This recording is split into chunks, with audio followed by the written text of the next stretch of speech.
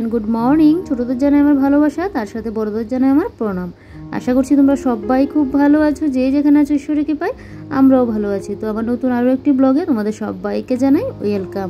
আজ হলো বুধবার আর এখন ঘড়িতে বাজে 8:10 মতো। ঘুম থেকে উঠেছি আরও একটু আগেই। তবে কি বলতো, কাল রাত্রিবেলায় না আমার একটা ফুটোও ঘুম হয়নি। সে 2টা পর্যন্ত আমি ঘরের মধ্যে হাঁটাচলাই করছি, ঘুম আসছে না, একটা গরম গরম লাগছে। কদিন যাবতে আমাদের ঘরের মধ্যে কি হচ্ছে কোনোটাই বুঝতে পারছি না। দেখবে কম খেয়ে থাকা ভালো, কম খেয়ে থাকা যায়, কিন্তু শরীর অসুস্থ থাকলে না কোনো কিছু যেন ভালো লাগে না। এদিকে তোমাদের দাদাভাইয়ের প্রেশার হাই হয়ে আছে, প্রেশারটা কমছে না। তার জন্য 2 দিন যাবত দেখো প্রেশার ওষুধ তো খাচ্ছি দুবেলা করে, তারপর এদিকে প্রেশার পাতাটা একটু করে দিচ্ছি, এটা খেলে নাকি প্রেশারটা কম থাকে। তারপর কাল রাত্রিবেলায় আবার এসেছিলো তোমাদের দাদাভাইয়ের জ্বর। কালকে আর সারাদিন কোনো ব্লগ করিনি। সন্ধ্যাবেলা একটা ওই যে টিফিন করলাম তখন একটা মিনি ব্লগ তোমরা হয়তো পেয়েছো। তো সারাদিন আর ব্লগ করা হয়নি, ঘরের কাজ করেছিলাম অনেকটাই। তো তোমাদের দাদাভাই আবার রাত্রিবেলা এসেছিলো জ্বর, তার সাথে শরীর হাত পা ব্যথা এরকম। আর আমার কালকে কোনো অসুবিধা হয়নি। এর আগের দিন তো মাথা যন্ত্রণা, একটা বমির ভাব, মানে কি যে কষ্ট হচ্ছে। আর কতদিন যাবত না গ্যাসের সমস্যায় প্রচণ্ড পরিমাণে ভুগছি। সেই ওষুধ প্রতিদিন তো আর খাই না, মাঝে মধ্যে খাই। তো এখন থেকে ভাবছি কন্টিনিউ কদিন খাবো। তো তাই জন্য মানে এরকম অবস্থা হয়েছে। আর কাল এমনিতে গ্যাসের সমস্যা হয়নি, কিন্তু কি বলতো রাত্রিবেলায় আমার ঘুম আসছে না, একটা গরম, মানে হাত পাগুলো যেন একটু ঘাম ঘাম দিয়ে কীরকম যেন একটা লাগছে। এমনিতে তো আমার লো প্রেশার জানি, সবসময় আমার প্রেশার কমই থাকে। তখন আমি কি করি, শরীরটা যখন দুর্বল লাগে চিনি আর নুন মিশিয়ে একটু জলে খেয়ে নিই, তারপর আমার শরীরটা আবার ঠিকঠাক হয়ে যায়। কিন্তু এখন জানি কি হয়েছে, শরীরটা ঠিক হচ্ছে না। ঘরে যে কি হলো, ঠাকুর কাছে শুধু প্রার্থনা করি যে ভগবান আমার ঘরের রোগ সুখটা কমিয়ে দাও, আমরা যেন আবার আগের মতো সুস্থ হয়ে যাই, এটাই বলি। রোগ সুখ থাকলে দেখবে ঘরের মধ্যে ভালো লাগে না। তো যাই হোক, এদিকে সকাল সকাল তো রান্নাবান্নারও তোড়জোড় শুরু করে দিয়েছি। আজকে একদম সিম্পল রান্না করব। এখন না যত তেল মশলাটা কম দিয়ে রান্না করতে পারি ততটাই ভালো, যেহেতু গ্যাসের সমস্যা হচ্ছে। এমনিতে সংসারের আয় করতে যাই, কিন্তু কী বলো তো, ওই তেলটা না আমি রান্নার মধ্যে কমিয়ে দিতে পারি না। ওইটার জন্য আমাকে সবাই বলে, যারা যারা আমার ব্লগ দেখে, তেলটার জন্য আমি একটু কমিয়ে রান্নাবান্না করি। তো কাল থেকেই শুরু করে দিয়েছি নতুন যাত্রা, এই যে তেল কম দিয়ে রান্নাবান্নাটা করা। এদিকে আমার সংসারেরও আয় হয়, আর বিশেষ করে আমাদের শরীরেরও কিন্তু ভালো তেলটা কম খাওয়া। তো এমনিতে বললাম না, সব দিকে উন্নতি করতে গিয়ে তেলের দিকে আর আমি আর খেয়ালই রাখি না, যেটার কারণে শরীরটাও খারাপ করছে। তো যাই হোক, শরীর খারাপ তো আর কারোর হাতে থাকে না। অনেকে দেখবে তেল কম পরিমাণে খায়, তেল মশলা, তারপরেও দেখবে শরীর খারাপ হয়। যেটা বলে না ভাগ্যে থাকে সেটা তোমার হবেই হবে। তারপরও আমরা যদি সেভাবে নিয়ম করে না চলি তাহলে তো হবেই। এখন যদি আমি বলি যে আমার ভাগ্যে যদি থাকে আমি পরীক্ষায় পাশ করব, আমি পড়াশোনা করব না, তাহলে তো আর হবে না বলো। চেষ্টা আমাদের করতেই হবে, ভাগ্যের করে তো আর বসে থাকলে হবে না। তো যাই হোক, এদিকে ডিমের ঝোল রান্না করে নিয়েছি, একদম কম মশলায় তেলে রান্না করেছি। আজকে একটা তরকারি রান্না করব। আর তোমাদের দাদাবার জন্য প্রেশার পাতাগুলো একটু ফ্রাই করে দিয়েছি, ফ্রাই বলতে কি একটু সেদ্ধর মতো করে দিয়েছি। তো এদিকে দেখো, এবার আমি রান্নাঘরটা পরিষ্কার করে নিচ্ছি। শরীর যতই খারাপ থাকুক না কেন, আমি যখন একদম অসুস্থ না হই না ততক্ষণ আমি সংসারের কাজ থেকে ছুটি নিই না। কারণ এগুলো যদি আমি ফেলে রাখি, আমার যেহেতু একার সংসার, সে তো এগুলো পরেই থাকবে, সেই নেক্সট দিন এগুলো আবার আমাকে করতে লাগবে। তাই জন্য না এগুলো আমি কিছু কিছু করে করে রাখি। তো মশলার কৌটোটাকে, মশলাদানিটাকে ভালো করে মুছে নিয়েছি। তারপর মশলার কৌটোটাকে না একটা একটা করে কিন্তু আমি মুছে নিচ্ছি। আগে না অতটা সমস্যা হতো না। গরমকালে দেখবে খাওয়া খাদ্য খেলেও সুবিধা হয়, কিন্তু শীতকালে কিন্তু এরকমটা হয় না। শীতকালে কত কিছু না খেতাম, এবার শীতের শুরুতে আমাদের এরকম অবস্থা। তো যাই হোক, তোমাদের দাদাভাই হলো গিয়ে প্রেশারের, মানে গ্যাসেরও সমস্যা হচ্ছে, বিশেষ করে আমারই একটু বেশি। এখন থেকে প্রত্যেক দিন সন্ধ্যায় বলো সকালে বলো, সকালে তো খাওয়ার আর টাইম পাই না, ঘুম থেকে উঠেই আমার এদিকে রান্নাঘরের মানে রান্নাবান্না বসাতে লাগে, অনেক কাজ থাকে। তো তাই জন্য ভাবছি সন্ধ্যার দিকে না প্রত্যেক দিন একটু করে মুড়ি খাবো, কারণ মুড়িটা খেলে নাকি গ্যাসের সমস্যাটা অনেকটা কমে যায়। আর এদিকে দেখো, এই যে এবারে ওই যে মশলাদানিটা তো মুছে পরিষ্কার করে নিয়েছি। এবারে স্টিলের রেকের যত কৌটোকাঠি আছে সবগুলো কৌটোকাঠি কিন্তু একটা একটা করে মুছে নিচ্ছি। কৌটোকাঠিগুলো মুছে তারপর র্যাকটাও কিন্তু মুছে নেব। এগুলো না আমি সপ্তাহে একদিন করে রাখি। প্রত্যেক দিন তো আর সম্ভব না, আর প্রত্যেক দিন পরিষ্কার করতেও লাগে না, সপ্তাহে একদিন করে না পরিষ্কার করলে হয়। তাই জন্য আমার কৌটোকাঠিগুলো না তোমরা অতটা নোংরা দেখবে না। কৌটোকাঠিগুলো সবসময় আমার কিন্তু একদম নিট অ্যান্ড ক্লিন থাকে। তো যাই হোক, এদিকে দেখো একটা একটা করে কিন্তু পরিষ্কারটা করছি। আজকে যেহেতু একটা রান্না, তাই ঝটপট করে কিন্তু রান্নাবান্নাটা হয়ে গেছে। আর কাল রাত্রিবেলা জানো তো আমার ঘুম হচ্ছে না, 2টা পর্যন্ত ঘরের মধ্যে হাঁটাচলাই করছে। আর এদিকে তোমার দাদাভাই শরীর হাত পা ব্যথা করছে, জ্বর আসছে, সেই যে একবার উঠে মাথায় তেল দিয়ে দিচ্ছি, কী যে অবস্থা। আর আমার তো ঘুমে হচ্ছে না, তোমাদেরকে বললাম। তো সেই সমস্যাটা আমার আগেও মানে ছিল, মাঝখানে আবার ঠিকঠাক হয়ে গেছে। এখন কি আবার শুরু হবে না কি, এটাই ভাবছি। এটা যদি হয় না তাহলে একদম শেষ। আমি দিনের বেলাতে না ঘুমিয়ে থাকা যায়, রাত্রিবেলায় যদি ঘুম কম হয় না তাহলে দেখবে মানে একদম পরের দিন সকালে তো আমাদের কাজ থাকে বলো।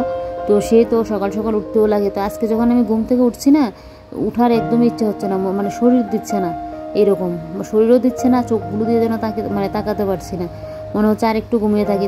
কিন্তু আবার আরেকটা মনে ভাবলাম ঘুমালে তো আর হবে না, এদিকে বর খেয়ে দোকানে যাবে, তো ওইদিকে রান্নাবান্নাও করতে লাগবে। আমি জানি আমার এখন যেহেতু মানে শরীরটা খারাপ লাগছিল, কালকে ঘুম হয়নি, শুয়ে থাকলেও ও কোনো কিছু বলতো না, ও দোকানে টিফিন করে নিত। তারপরে আমিও তো জানি ওর এমনিতেই গ্যাসের সমস্যায় ভুগছে, এদিকে প্রেশার একটা হাই হয়ে থাকে, তো তাই জন্য আমি ভাবলাম যে না, ঘরের খাবারই খেয়ে যাক। তো এদিকে দেখো এই যে এবার আমি কিন্তু তোমাদের সাথে কথা বলতে বলতে দেখো গড়দুরটা কিন্তু বেশ পরিষ্কার করে নিচ্ছি। তো এই যে এই নিচটা এখন পরিষ্কার করে নিচ্ছি। আর প্রেশার পাতার ইয়েটা দেখো বসিয়ে দিয়েছি এখানে। প্রেশার পাতাটা গরম গরম না মানে খেলে ভালো লাগবে। তোমাদের দাদা এদিকে চলে গেলো, মানে স্নানে যায়নি, বাথরুমে গিয়েছে, তো আসলে ওকে গরম জলটা দিয়ে দেবো, তারপর ও স্নানটা করে নেবে। এখন গরম জল ছাড়া স্নানই করা যায় না, কারণ ট্যাঙ্কির জলগুলো জমা যেহেতু থাকে, এত পরিমাণে ঠান্ডা হয়ে থাকে, তো তাই জন্য না একটু মানে গরম করে নিতেই লাগে, গরম না করলে করা যায় না। আগে না আমি কত কাজ করতাম একা একা, আর এখন যেন একটু কাজ করলেই যেন শরীরের মধ্যে অলসতা ভর করে। তো অলসতাকে দূরে ঠেলিয়ে কিন্তু এই কাজগুলো করছি। এখন যদিও শরীরটা ঠিকঠাক লাগছে, ফার্স্টে যখন ঘুম থেকে উঠছিলাম তখন যেন ভালো লাগছে না, বিছানা থেকে নেমে রান্নাঘরে এসে বসে বসে আমি জুড়ুচ্ছিলাম ঘুমে, এরকম অবস্থা। আমার শাশুড়িমা ফুল দিতে এসে দেখছে আমার এই অবস্থা। তারপর আবার মুখ টুকটা ধুয়ে ফ্রেশ হয়ে গেছি, না হলে তো এদিকে রান্নাবান্নার লেট হচ্ছে। দেখো একটা মেয়ে না বিয়ের আগে এরকম ভাবনা চিন্তা কোনো কিছুই মাথা থাকে না, সেই মানে মেয়েদের একটা লাইফস্টাইল যেটা ওই যে শুধু পুজো দেওয়া, ঘরদোর মানে গুছানো, অতটুকুই। সে নিজের মতো করে কাটাতাম। রান্নাবান্না হলে শরীর খারাপ থাকলে এদিকে মা ডেকে ডেকে খাবার দিত।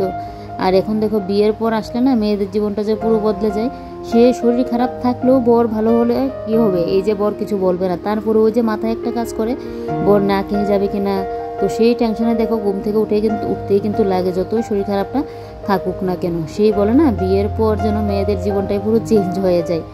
দেখবে বর মানে ভালো হয়েছে তো কী হয়েছে, ওই যে আমার বর কি না খেয়ে যাবে বলো, এখন যদি আমি রান্নাবান্না করে না দিই তাহলে তো ও না খেয়ে যাবে। তো সেটা বর কিছু না বলুক, তারপরও আমার তো আর ভালো লাগবে না, তো সেটা চিন্তা করেই কিন্তু এটা করি। এখন বুঝি যে আগে যখন মা কাজগুলো করতো, একটা সংসারে কতখানি কাজ থাকে, শরীর খারাপ হলেও দেখতাম না যে কোনোদিনও বলতো যে এই কাজটা করতে পারবে না বা কি। শরীর খারাপ নিয়েও কিন্তু আমাদেরকে খাওয়ানো বলো, রান্নাবান্না বলো, সমস্ত কিছু কিন্তু করতো। এখন একটা সময় এসে বুঝছি যে না, মানে কত যে থাকে, মানে সেটা কিন্তু আগে বোঝা যায় না, দেখবে বিয়ের পরে কিন্তু বোঝা যায়, ওই ফিলিংসটা মনের মধ্যে আসে তখন, মানে বিয়ের আগে ওইটা কিন্তু আসে না। তো যাই হোক, যার যার সংসারের কথা চিন্তা করে, যার যার বর বলো পরিবারের কথা চিন্তা রেখে কিন্তু এগুলো আমাদের করতেই লাগে। তো এদিকে দেখো এই সাইডের টিনগুলোকে পরিষ্কার করে নিচ্ছি। তো দু সাইডে একদম ভালো করে পরিষ্কার করে নিয়েছি। আর এই যে দেখো এবারে ফ্রিজটাকে এই সাইডে এনে দেখছি ফ্রিজের পেছনটা দিয়ে না একদম পুরো জলে টইটুম্বুর হয়ে আছে। তার উপর এর মধ্যে কি বলতো, ইঁদুর এনে একটা আলু এনে ফেললো, অর্ধেকটা খেয়েছে, অর্ধেকটা জলের মধ্যে ফেললো। এটা দিয়ে কি যে পরিমাণে দুর্গন্ধ বের হচ্ছে, তো তাই জন্য না এটাকে দেখো খুলে নিচ্ছি। তো স্ক্রুটাকে না আমার ছুরি দিয়ে খুলতে লাগে, মানে তো নেই, তো তাই জন্য আমি ছুরিটা দিই না, সবসময় খুলি আমার সুবিধা মতো। কথাই বলে না, গৃহিণীদের মাথায় দেখবে কত রকমের যে বুদ্ধি থাকে। তো সেই মানে এটা দিয়ে কিন্তু খুলছে, আর জলটা দিয়ে যা বাজে গন্ধ বেরোচ্ছে, ওই যে আলুটা ফেলে রাখলো তাই। তো এটাকে জলটা ফেলে রেখে ভালো করে কিন্তু ধুয়ে নিয়েছি। আর এবারে দেখো এই জায়গাটাকে ভালো করে ঝাড় দিয়ে নিচ্ছি, কারণ মাকড়সার জাল অনেকগুলো করে আছে, এগুলো তো আর সবসময় ঝাড় দেওয়া যায় না যেহেতু পেছন সাইড, তো তাই জন্য না ঝাড়ুটা দিয়ে ভালো করে একদম সাইডগুলো একটু ঝাড় দিয়ে নিচ্ছি। নিয়ে ওই যে এটা ধুয়ে আনলাম, এটাকে দেখো এবারে আবারও কিন্তু স্ক্রুগুলো আমি লাগিয়ে নিচ্ছি। সেদিন আরও না তোমার দাদাভাই ওয়াশ করেছিল, তাই জন্য আরও জলটা জমা হয়েছে। আর এই যে দেখো ছুরিটা দিয়ে আবার আর একটুখানি মাকড়সা ছিল, ওইটা নিয়ে এসেছি। আর এদিকে দেখো ফ্রিজটা এখন এই সাইড থেকে এই সাইডে এনে রাখলাম। ইঁদুর না ওই সাইড দিয়ে গিয়ে আলু মানে কোনো কিছু ফেললে ওই সাইড দিয়ে গিয়ে করে, তো এখন ভাবছি ওই সাইডে নিয়ে না একদম করে রাখবো। এই যে দেখতে পাচ্ছ ফ্রিজের নিচে একটা ইট দেওয়া, তো এই জায়গার ইয়েটা না খোলা, তো অনেক সময় না ইঁদুর তারপর অনেকগুলো যে চিকা হয় এগুলো না ঘরের মধ্যে চলে আসে। আর এটার জন্য ফ্রিজটাকে একদম ওয়ালের সাথে আমি লাগিয়েও রাখতে পারি না, মানে পুরোপুরি লাগাই না, একটুখানি ফাঁক মানে করতে পারি না, কারণ এটা তো সামনে এসে থাকে, তাই ফ্রিজটা কিন্তু অনেকটা ফাঁকি থাকে পিছন দিয়ে। আর ইঁদুরটা না মানে সমস্ত কিছু ফেলতে ইঁদুরের সুবিধাও হয়, তাই কদিনের জন্য এখান থেকে এই সাইডে এনে কিন্তু আমি এখন ফ্রিজটা রাখলাম। কদিনই জায়গাটা খোলামেলা থাক, তারপর আবার ওইখানটায় নিয়ে যাব। প্লাগটা কিন্তু একটা ইয়েতেই লাগালাম, মানে এই সাইড থেকে শুধু এই সাইডে আনলাম। তো আমাদের খাবারের জায়গাটা না এখন একটু চিকন মতো হয়ে গেল, তো বেশি দিনের জন্য তো এটা আনলাম না, আপাতত তারপর এখানে নিয়েই যাব। তো এদিকে দেখো এই ফাঁকে কিন্তু আমি ঘরটাও ঝাড় দিয়ে নিয়েছি ভালো করে, ঝাড় দিয়ে এদিকে তোমার দাদাভাই বলছে স্নানের জলটা দেওয়ার জন্য। তো এদিকে দেখো আমি এখন স্নানের জলটা দিয়ে দিচ্ছি।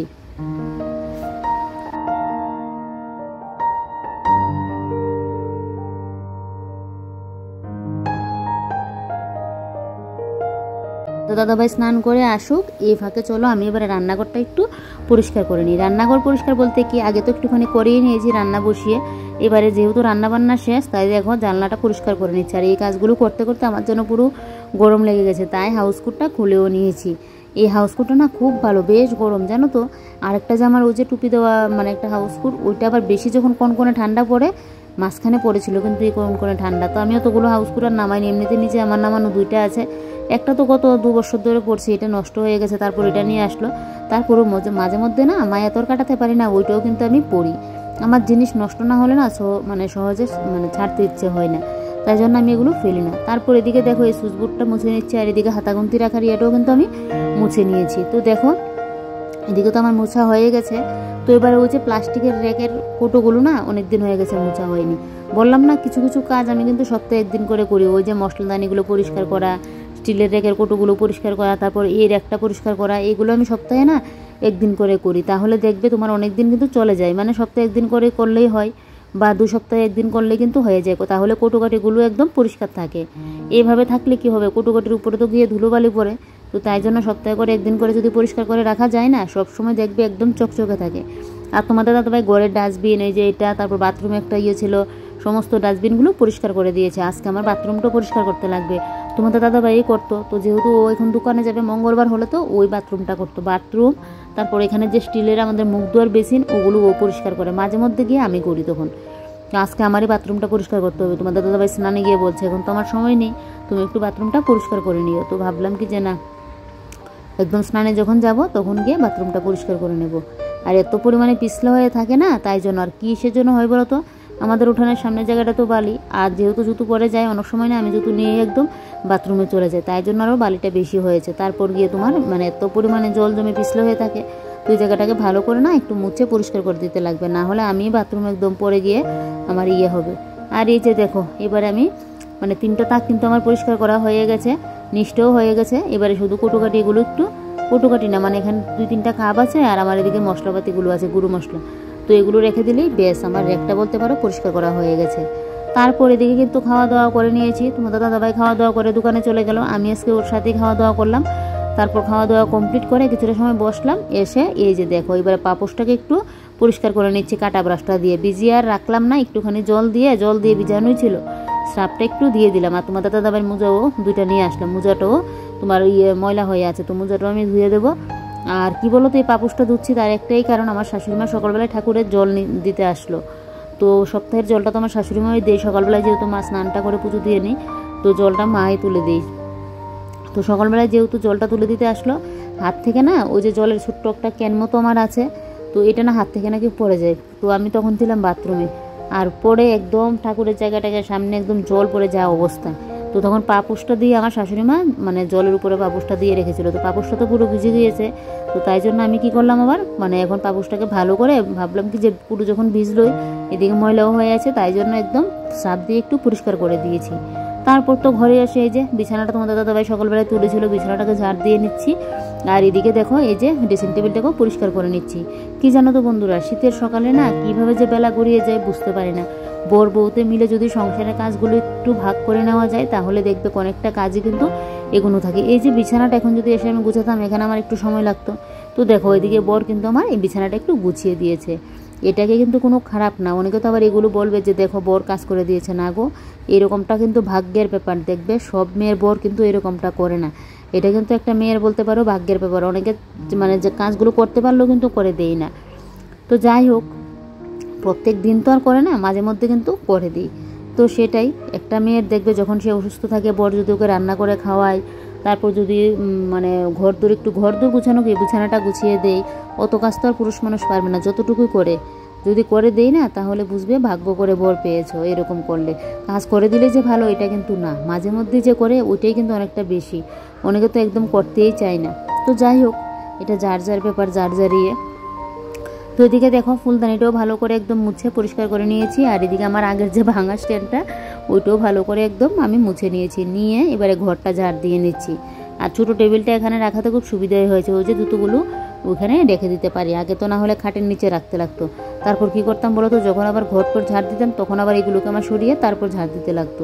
তো এদিকে দেখো এই যে পুরো একদম ঝাড় দিয়ে পরিষ্কার করে নিয়েছি। আর কালকে তো কোনো ব্লগ শ্যুট করিনি, কালকে সকালের দিকে কাজ করেছিলাম, তোমাদের দাদাভাইও মঙ্গলবারে বাড়িতে ছিল, তো একটুখানি কাজ করেছিলাম ঘরে, তোমাদেরকে দেখাবো। তো সেই এই যে দেখো আমার ঘর দৌড় একদম গুছানো গাছানো হয়ে গেছে।